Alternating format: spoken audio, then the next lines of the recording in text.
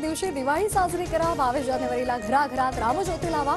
23 जानेवारीपासून रामलल्लाच्या दर्शनाला या, पंतप्रधानांचं आवाहन। माझी गॅरंटी म्हणजे मी जे बोलतो ते करतोच, अयोध्या नगरी याची साक्षी, पंतप्रधानांचं विधान। 2024ला मोदी परत येणार नाहीत ही एकच गॅरंटी, संजय राऊतांचा दावा। तर ईव्हीएम नसतं तर भाजप ग्रामपंचायत निवडणुकीतही जिंकणार नाही, राऊतांचा हल्लाबोल। तंबूत राहणाऱ्या प्रभू श्रीरामांसह 4 कोटी गरिबांना पक्क घर दिलं, भव्य राम मंदिराच्या बांधकामावरून मोदींचं वक्तव्य। अयोध्येत पंतप्रधान मोदींकडून अयोध्या धाम स्टेशन आणि महर्षी वाल्मिकी आंतरराष्ट्रीय विमानतळाचं उद्घाटन। मोदींकडून अयोध्येतून 2 अमृत भारत तर 6 वंदे भारत एक्सप्रेसला हिरवा झेंडा। अयोध्येतील मुख्य महामार्ग आणि प्रमुख चौकाला बाळासाहेब ठाकरेंचं नाव द्या, मनसेची पंतप्रधान मोदींकडे मागणी। राम मंदिरासाठी बाबरी ढाचा पाडला तेव्हा मी अयोध्येतच, उपमुख्यमंत्री फडणवीसांचा हल्लाबोल। तर फडणवीसांच्या वजनामुळेच बाबरीचा ढाचा खाली आला असेल, उद्धव ठाकरेंचा उपरोधिक टोला। फडणवीसांवर टीका करून उद्धव ठाकरे स्वतःचीच किंमत कमी करून घेत आहेत, भाजपचे प्रदेशाध्यक्ष चंद्रशेखर बावनकुळे यांचा पलटवार।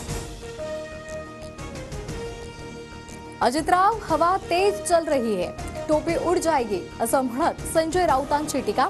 तर अमोल कोल्हे यांनी बेईमानी केली नाही म्हणून पाडणार का, राऊतांचा अजित पवारांना सवाल। डीपीडीसी चालवणारे आता जरा भरकटलेत, सुळेंचा अजित पवारांना टोला। तर वज्रमुठ सभा पुन्हा सुरू होणार असल्याचीही माहिती। सुप्रियाताई, काँग्रेसला जे सुचलं नाही ते तुम्हाला सुचलं, शेतकरी आक्रोश मोर्चातील सांगता सभेत सुप्रिया सुळेंकडे पाहत बाळासाहेब थोरात यांचा स्वतःच्या पक्षातील नेत्यांना टोला। राज्यात एक फूल 2 डाऊटफुल यांचं सरकार, शेतकरी आक्रोश मोर्चाच्या सांगता सभेतून अमोल कोल्हे यांचा सरकारवर हल्लाबोल। कुणाला तिकीट मिळणार याची चिंता तुम्ही करू नका, प्रयत्न सोडू नका, आपला विजय पक्का, देवेंद्र फडणवीसांच्या पदाधिकारी आणि जिल्हाध्यक्षांना सूचना। मावळमध्ये अजित पवारांना धक्का, दादांचे समर्थक संजोग वाघेरे यांचा ठाकरे गटात प्रवेश, वाघेरेंना लोकसभेची उमेदवारी जवळपास निश्चित।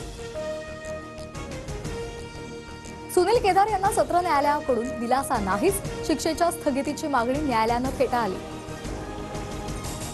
राज्यातील कोरोना बाधितांची संख्या 613 वर, आज 172 कोरोना रुग्णांची नोंद। तर राज्यामध्ये JN1 चे 10 रुग्ण।